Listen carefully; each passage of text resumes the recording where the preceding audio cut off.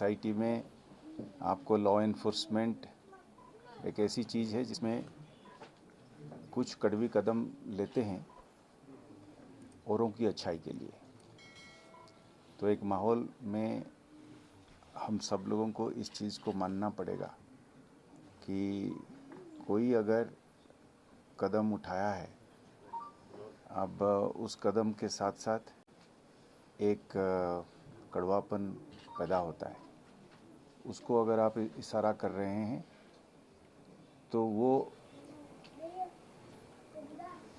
उस माहौल में बहुत सारे फैक्टर्स हैं। अब वो इसको यहाँ पे वो अपने आप में एक थीसिस होगा। मैं ये नहीं कह सकता हूँ कि आपकी सवाल जो है वो फिर अपने आप में एक चैप्टर बनेगा, एक डिस्कशन के लायक बनेगा। इसमें सिंपोजियम और सेमिनार्स भी किए जा सकते हैं। वैरायटी ऑफ केसेस आ रहे हैं। केसेस हैं कि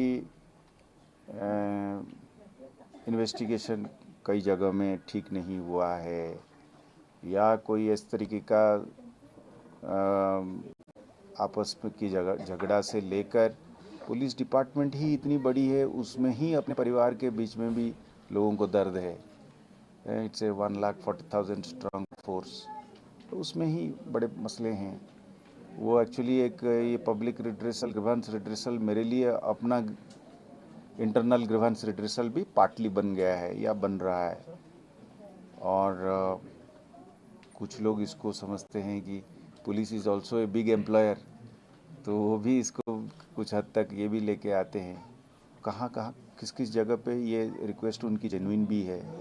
एम्प्लॉयमेंट की जब बात करते हैं, जैसे टेक्निकली आप SRO 43 केस है जिसमें सरकार ये कहती है कि कोई भी सरकारी मुलाजिम दौरान नौकरी अगर किसी तरीके से उसकी फौत हो जाती है तो उसकी अयाल को मिलनी चाहिए, पर टेक्निकल वजह होती है, उसमें बच्चा छोटा है, कोई वो है नहीं, उसका उम्र नहीं है, पढ़ा लिखा भी कंप्लीट नहीं किया है, फिर वो उनको लगता है कि मुझे मिलना था, मेरा क्या कसूर है, बच्चा अगर छोटा था उस वक़्त, तो उसमें भी मदद करने की हमारी कोशिश रहती है। तो it's a combination of internal redressal grants of my own family which is very large.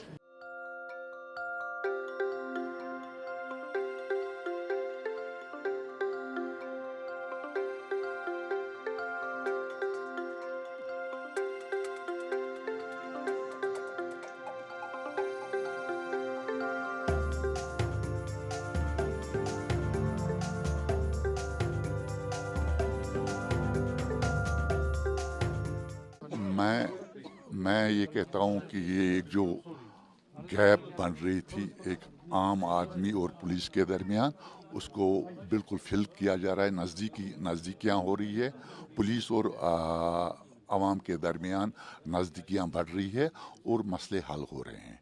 इसी सिलसिले में हमने आज यहाँ पर एक डेलीगेशन आई हुई है। जो हमारे बच्चे पाकिस्तान में पढ़ रहे हैं, हमारी बेटियां हैं, ज़्यादातर बेटे भी हमारे वहाँ पर पढ़ रहे हैं जिन्होंने कंप्लीट की हुई है, उनका जो सिक्योरिटी क्लियरेंस का मसला है उसके हल निकालने के लिए हम DGP साहब से मिल रहे हैं।